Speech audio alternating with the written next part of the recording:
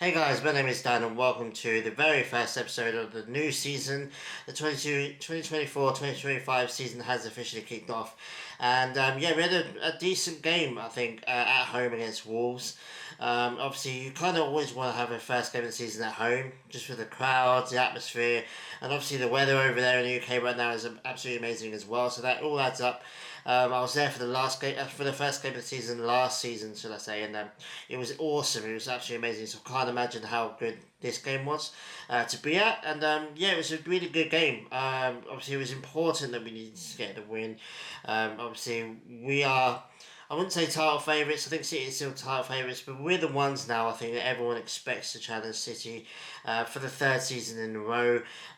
Some people think that we could win it because obviously City are going through their stuff, and I'm not quite sure at the moment. I'm optimistic. I think we can do it. It's just whether we will do it is a big question mark right now. But yeah, this game absolutely very vital that we started this game off. We started the season off with a win in this game, and yeah, we managed to do that, a 2-0 solid win.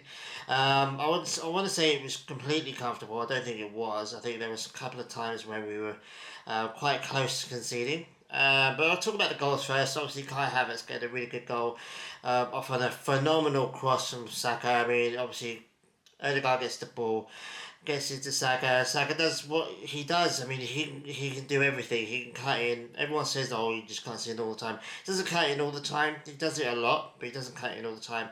And it was a wonderful cross, and it would have been absolutely criminal for Kai Havertz or anyone else to not get his head on the end of that and score it. So yeah, it was put on an absolute plate for Havertz, but like I said, like it was a really good goal. He had to be there, he had to do it, and he managed to do it. I just want to point out that I did predict that he would get our first goal of the season. I think he's gonna have an epic season. Hopefully, Golden Ball contender, but I think he's gonna score bunch of goals. I think he's riding high.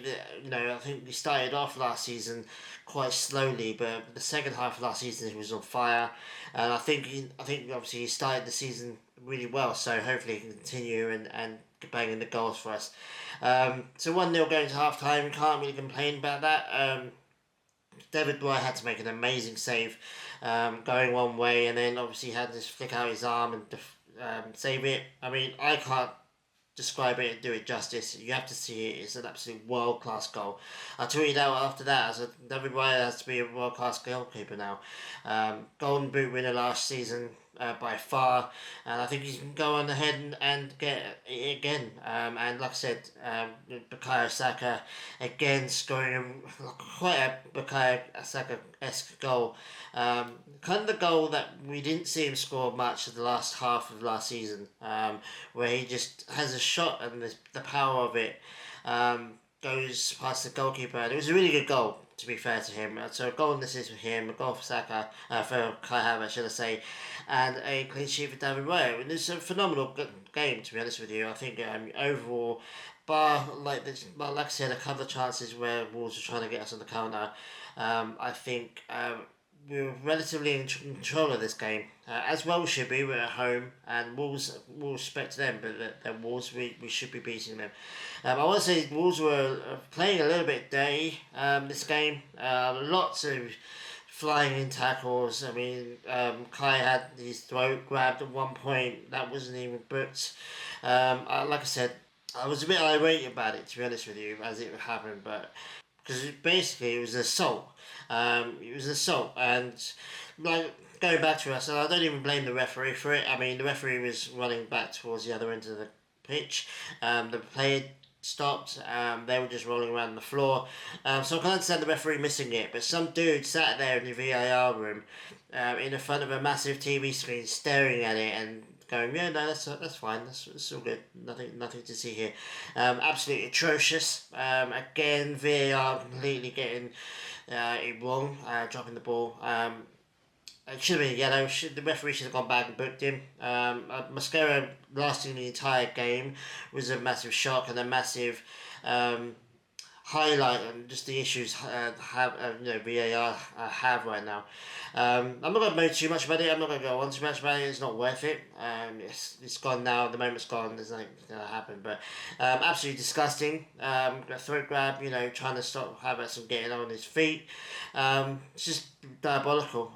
Just atrocious. And again, first game of the season. I think that incident happened in the first half, if I'm not mistaken. So yeah, not a good look for VAR, but we'll have to wait and see. It's just weird. The weird things that players can get away with doing to Arsenal players is absolutely weird. I still remember, I've said it loads of times in videos, I still remember somebody standing on Tomiyasu's chest on purpose. And a whole bunch of other stuff, pushing out into the stands and stuff. Lots of pushing. It's just weird. Things are allowed to happen against Arsenal players. It's weird, but anyway, it was good. 3 points. On to the next one. We've got a massive, massive away day at Aston Villa coming up this weekend. It shouldn't be that massive. Aston Villa have improved. Don't get me wrong; they're a decent side. I think they're one of the sides that could probably creep into the top six, maybe get in the bottom six or maybe fifth place. They finished well last season, got the Champions League, and I think that's gonna kick them in the arse. But it's the whole Emery thing. Some people, how anyone can sit there and go, well, Emery will do a better job for Arsenal right now than Arteta has. Doesn't understand it, and there's a lot of to be fair, it's a lot more rival fans. There's not too many real Arsenal fans saying these kinds of things. It's rival fans looking to get some clickbait, looking to get some clicks and views. Arsenal fans are famous for being able to be stirred up on the social media. It's just an atrocious take, to be honest with you. Emery had perfectly amount of time to do well at Arsenal, and he absolutely failed. There's no ifs, whats, and maybes about it. He legitimately failed as an Arsenal coach. Didn't get the club, didn't get the fans. The only good thing he did was bring in Saka and some of the other youngsters. But beyond that, it was atrocious. So there's a whole that. I mean, now that Arsenal need to beat Villa quite convincingly, and it's going to be difficult because, like I said, they're a difficult team that caused us issues last season, if memory serves. So it's not going to be an easy game at all. They have improved. They've got a decent side, and Emery's a decent coach. I'm not going to take anything away from him, but if he had stayed and we hadn't signed Arteta, if we kept Arteta, if we kept Emery and not get Arteta, I don't think we'd be anywhere near the way we are right now. Off the pitch, on the pitch, all over the club. There's just a harmony and togetherness and the strength about Arsenal right now that I think is purely down to Mikel Arteta and the fact that he's our coach. So hopefully we get a big win. I don't expect a big win. I think it's going to be quite a tight game, 2-1, 3-2, something like that. I think both teams are going to score. But yeah, I mean, everyone's going to compare Arteta and Emery. And to have that in game number 2 is probably not ideal, but we had a relatively straightforward game 1. So it is what it is now. Every single game is going to be difficult this season. We have to win virtually all of them to even stand a chance of catching up or keeping up with City, who also won. They dispatched Chelsea so easily. It's unreal. And so yeah, I'm really happy right now. All the players did really well. I think Zinchenko did alright. He's a bit of a weak link right now. I don't think he should be starting in the left back. I think we should be bringing him on to see out games. I think that's where his role is really much suited. Partey, I think he was our second weakest link. I mean, he had a good game. Let's be real. I think he should have scored. He had a couple of shots that could have gone in. He didn't have a terrible game, but he didn't have an amazing game either. And when you consider the fact that we got Jorginho, who did really well, sat on the bench. Obviously, we're trying to get Mikel Merino in as well, so that you kind of throws up the midfield a little bit. We're gonna have a real choice. If we get Merino, we're gonna have a real choice in midfield of who starts these games. You can't really drop Odegaard. You can't really drop Rice.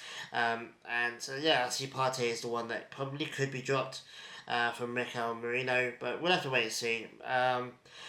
I'll do another video for any signings. I think apparently we're going to be signing a couple of players. Hopefully, we'll let players go. Ramsdale looks like he might be leaving. Eddie Nketiah as well. Rumours about Nelson as well. So I'm going to do some videos as and when they happen. But this is just the game review. As you guys know, I review all the games. So really quite happy about it. The game, to be honest with you. Like I said, nothing really went wrong with Arsenal in this game. And yeah, it's a solid foundation to go in against a really tough Villa team. And it's difficult beyond that. I think I can't remember who played the game 3, but it's a big team if I'm not mistaken. So yeah, it's gonna be good. I'm enjoying it. I love the fact that Arsenal's back. I've got all the kits now. Finally, this guy showed up yesterday, which is awesome. I wear this probably all my videos. It's really sick. All the jerseys, like when the jerseys go out, you kind of have your initial view, and then you get them, and you see them in, or somebody like your friend or family gets them. You see them in real life, and they're just so much better in real life than photos can do justice to. And yeah, I'm glad I bought them. So yeah, just quite happy right now. Let me know if you're at the game, what you think about the atmosphere. Just shout out to anyone that watches this in Australia, in Perth specifically. We're going to be at the Globe to watch the Brighton game on the 31st, if memory serves. So I'll be down there. So if you're down there, say hello. I won't be wearing this. I'll probably be wearing my Saliba away shirt, but won't be wearing this hat though. So yeah, if you're down the Globe on Saturday the 31st, then check it out. Check the Globe out. It's the place to be in Perth to watch the Arsenal game. So I hope to see you guys down there because it should be a good turnout. So yeah, let me know what you thought about the game. Let me know thought about obviously the Villa game coming up as well. You think Saka should be player of the season? I think he should be. I think he should be in contention for winning, getting the Ballon d'Or. I think in my opinion, if we win the league this year, then I think he deserves it. Again, I think Saka's gonna have a big season. I think Havertz gonna have a big season. I think David Raya's gonna have a big season, and hopefully the whole team's gonna have a good season. Calafiori bolsters our defence. I mean, having Calafiori and Timber on the bench is absolutely epic. I mean, it's an absolute upgrade than last season. So hopefully, we get some rotation in, and the fact that we brought Saka off, I think it was the 70th minute in this game, shows you that we're doing all right offensively right now. But I think we do need one more midfielder, the Marino deal, and hopefully one more attacker as well that can specifically come in and rotate with Saka on that right wing, because I think he's the one player that if we lost to injury, I think that could affect us. But yeah, let me know what you thought about the game. Let me know what you thought about the whole season so far. All the rest of the results. Do you think Arsenal could win the league this year? More people than ever, have been suggesting that Arsenal could do it. We just have to wait and see, and we'll have to wait and see what happens in the last week or so of the transfer window, because we're not done in the transfer window yet. So yeah, stay tuned for any more videos for the transfer news, and I also will be doing another video on Monday for the Aston Villa game, so just stay tuned for that. And thanks for watching, and thanks for watching my Calafiori video as well. Absolutely epic. The views on that was amazing, so appreciate that. And yeah, like and subscribe if you haven't already. I really do appreciate it. And comment down below, because I always reply to all the comments. And yeah, take it easy, guys. Enjoy the season. Let's see how we can go, and see what we can do, and yeah, see what we can do with under Mikel Arteta, who for me is an absolutely phenomenal coach. So yeah, anyway guys, thanks for watching. Enjoy the rest of your week. Enjoy the weekend as well, and I'll see you guys next week for the Villa game review. So take it easy, guys. Have a good one. Adios.